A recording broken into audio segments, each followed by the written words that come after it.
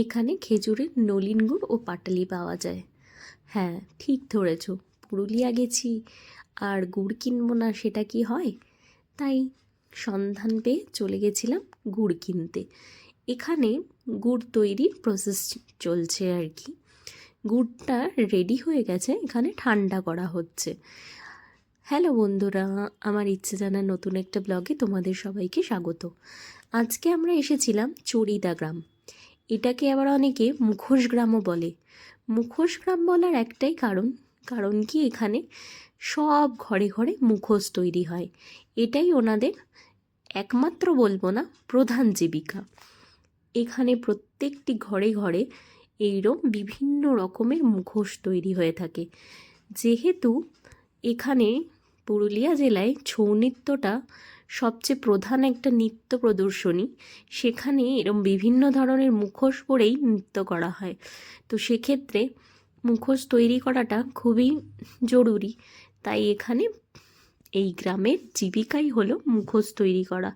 ছোট বড় বিভিন্ন রকমের মুখোশ দেখতেই এত সুন্দর লাগছে, মানে কোনটা ছেড়ে কোনটা কিনবো, কোনটা ছেড়ে কোনটা দিয়ে ঘর সাজাবো বুঝে উঠতে পারাটাই মুশকিল।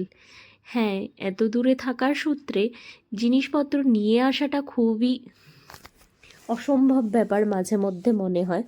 কিন্তু তাও আগেরবারও যখন আমরা এই বড়ন্তি সাইডটায় ঘুরতে গেছিলাম, দু একটা মুখোশ কিনে নিয়ে এসছিলাম। এবারও তার পিছু পা হয়নি, ঠিক তাই করেছি, বেশ কিছু মুখোশ কিনে নিয়ে এসছি। এখানে আবার এই কাকু মুখোশ তৈরি করছিলেন। হাতের নকশা, হাতের কাটিং এত সুন্দর, দেখেই বেশ ভালো লাগছিল। আর হ্যান্ডমেড জিনিসপত্র, হ্যান্ডমেড জুয়েলারিও ছিল প্রচুর পরিমাণে, সেগুলোও দেখার মতো। আর ছিল বিভিন্ন ধরনের ছোট মুখোশ, বড় মুখোশ, ঠাকুরের মুখোশ, কথাকলি, কৃষ্ণ, মা দুর্গা, সব কিছু। এইখানেই দাদা আবার মুখোশগুলোকে রং করছিলেন। সেই তুলির টান সামনে থেকে না দেখলে মন ভরে না, এত সুন্দর লাগছিল তুলির টান, খুবই ভালো লাগছিল দেখে। জিনিসপত্র এত সুন্দর, আর দামও মোটামুটি ন্যায্য। তবে তোমাদেরকে একটু আধটু তো বার্গেনিং করতেই হবে, যা বললাম তাই তো দেয়া যায় না। ওরা একটু বাড়িয়ে বাড়িয়েই বলে, যেহেতু এটা ট্যুরিস্ট প্লেস, সেক্ষেত্রে ওরাও একটু গলা কাটার চেষ্টা অবশ্যই করে। সত্যি কথা বলতে, এখানেই দাদাকে দেখো কি সুন্দর একটা মুখোশের মধ্যে তুলির টান দিচ্ছে। আমরা এই দাদার কাছ থেকে ওই যে সামনে দেখছো নজরকাঠিগুলো, ওগুলো নিয়ে এসছি এক জোড়া, মানে একজন পুরুষ একজন নারী। তারপরেই কিছুটা দূর যেতে যেতেই আমার কর্তামশাই দেখলো যে দুজন বাচ্চা বসে বসে রং করছে, সামনে ওর বাবা বসে আছেন। তো ওনাকে গিয়ে রিকোয়েস্ট করাতেই উনি তুলিটা, বাচ্চাগুলোই তুলিটা কুহুর হাতে দিয়ে দিল। কুহু একটু রং করছিল, বেশ মজাই পেয়েছে আমার মেয়েটা এইগুলোতে। ওর এইসব অ্যাক্টিভিটি খুবই ভালো লাগে, কিন্তু বাড়িতে তো ওকে এগুলো করতে দেওয়া যায় না, তাই ও ওখানে পেয়ে বেশ আনন্দ পেয়েছে। পুরো গ্রামটাই এরম মুখোশে ভরা, ভাবা যায়। প্রথম দেখা আমার, দারুণ সুন্দর লাগলো দেখে। যেদিকে তাকাচ্ছি সেদিকেই একঘর মুখোশ ভর্তি। আবার বিভিন্ন জায়গায় লোকজন তৈরি করছে।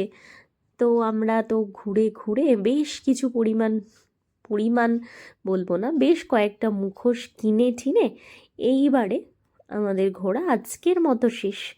তারপরে গাড়ি পার্কিং থেকে গাড়িটা বের করার সময় ওই দূরে আবার কতগুলো দোকান দেখলাম, যেখানে বেশ কিছু মুখোশ রয়েছে। তো আমরা দূর থেকে দেখে মন ভরছিল না, তাই আবার সামনে গিয়ে দেখলাম।